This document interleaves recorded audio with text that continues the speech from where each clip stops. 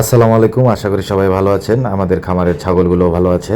আজকের ভিডিওটি একটু ব্যতিক্রম, কিন্তু আমার বাস্তব অভিজ্ঞতা নিয়ে, বিশেষ করে আমার এই ছাগলের খামার নিয়ে।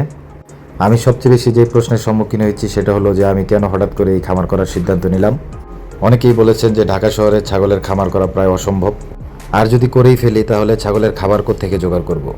বিশেষ করে ছাগলের জন্য কাঁচা ঘাস। তাই আজকের ভিডিওতে আপনাদেরকে দেখাবো আমরা কিভাবে আমাদের ছাগলের জন্য খাবার সংগ্রহ করি। আমরা মূলত 2 থেকে 4টি উপায়ে আমাদের খাবার সংগ্রহ করি। এর ভিতরে 2টি বাধ্যতামূলক, যেগুলো ছাড়া আমাদের খামার চালানো সম্ভব না। প্রথম এবং প্রধান যেই খাবার সেটি নিয়ে আমরা আগে কথা বলবো। ছাগলের যে প্রধান খাবার কাঁচা ঘাস, সেটা আমরা আশেপাশে থেকে বিভিন্ন জায়গা থেকে কালেকশন করি। কখনো আমি, কখনো আমার সহযোগী আরিফ। কাঁচা ঘাসের পাশাপাশি আমরা কাঁঠাল পাতাটাকেও বেশ প্রায়োরিটি দিই, কারণ কাঁঠাল পাতা ছাগলের জন্য বেশ পুষ্টিকর একটি খাবার। তো আমরা খোঁজ রাখি আমাদের এলাকায় কোথায় কোথায় কাঁঠাল গাছ আছে। তো আমরা সেই জায়গাগুলো থেকেই কাঁঠাল পাতাগুলো কালেকশন করে থাকি। খামারে ঘাস বা কাঁঠাল পাতা নেওয়ার সময় সেই একই প্রশ্ন, যে এগুলো কোথায় নিয়ে যাওয়া হচ্ছে। অনেক কৌতূহল থাকে অনেকের ভিতরে। অনেকে বুঝতেও পারে যে এগুলো কোনো ছাগলের খামারের জন্যই নেওয়া হচ্ছে।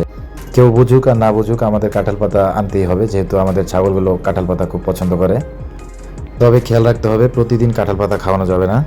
আমি সপ্তাহে অন্তত 3 দিন ছাগলকে কাঁঠাল পাতা খাওয়াই। ঘাস এবং পাতা আমরা নিজেরা সোর্সিং করলেও হঠাৎ করে আশেপাশের প্রতিবেশী আমাদেরকে এরকম উপহার দেয়। এছাড়া আমাদের ছাগলের খাবারের অন্যতম একটি সোর্স হলো আমাদের এলাকার সবজি বিক্রেতা। তাদেরকে বলে রাখলে তারা আড়ত থেকে বাঁধাকপি এবং ফুলকপির পাতা সংগ্রহ করে দিয়ে যায়। তবে প্রতিদিন দিতে না পারলেও যতটুকুই আমরা পাই সেটা আমাদের ছাগলের জন্য যথেষ্ট।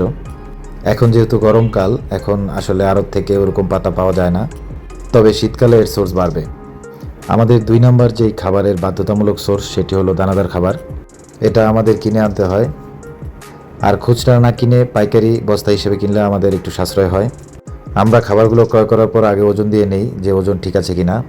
এতে করে আমাদের পার কেজি কত টাকা পড়লো সেটি আমরা বের করতে পারি।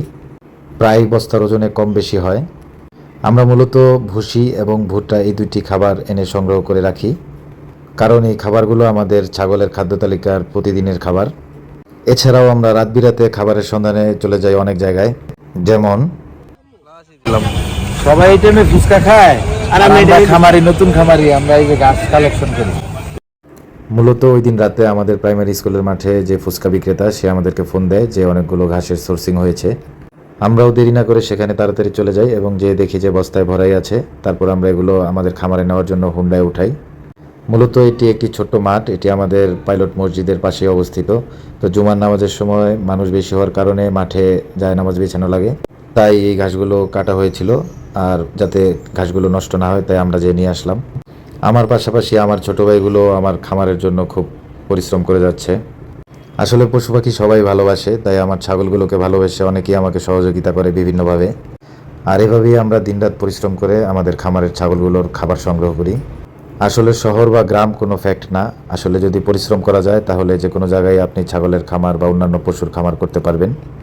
শুধু সৎ ইচ্ছা এবং ধৈর্য ও পরিশ্রমের মাধ্যমে এগিয়ে গেলে অবশ্যই যে কোনো জায়গায় ছাগলের খামার বা অন্যান্য পশুর খামার করে সফল হওয়া সম্ভব। এটা আমার ব্যক্তিগত বিশ্বাস, বাকিটা আল্লাহর ইচ্ছা। আপনারা সকলে আমার এবং আমার খামারের জন্য দোয়া করবেন। আশা করি সবাই ভালো থাকবেন। আসসালামু আলাইকুম।